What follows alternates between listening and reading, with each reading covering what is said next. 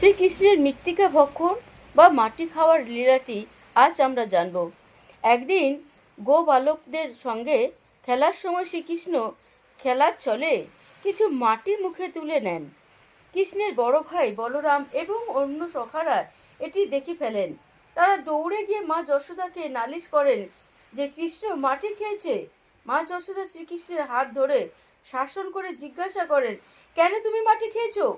কৃষ্ণ অত্যন্ত ভয় পাওয়ায় অভিনয় করে উত্তর দেন যে তিনি মোটেই মাটি খাননি এবং সখারা মিথ্যে বলছে। যশোদা তখন তাকে প্রমাণ দিতে মুখ খুলতে বললেন। তখন কৃষ্ণ তার ছোট মুখটি হাঁ করে, কিন্তু সেই মুখের ভেতরে মাটির বদলে যশোদা দেখেন এক অদ্ভুত দৃশ্য।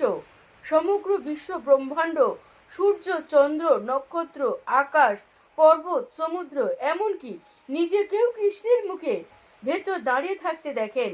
এই দৃশ্য দেখে যশোদা ক্রুদ্ধ ও মূর্ছাপ্রায় হয়ে পড়েন। তিনি বুঝতে পারেন তার সন্তান কোনো সাধারণ শিশু নন, কিন্তু কৃষ্ণের যোগ ও মায়া শক্তির প্রভাবে তিনি দ্রুত ওই ঐশ্বরিক অভিজ্ঞতার কথা ভুলে যান এবং পুনরায় কৃষ্ণকে নিজের স্নেহের সন্তান হিসেবে বুকে জড়িয়ে নেন।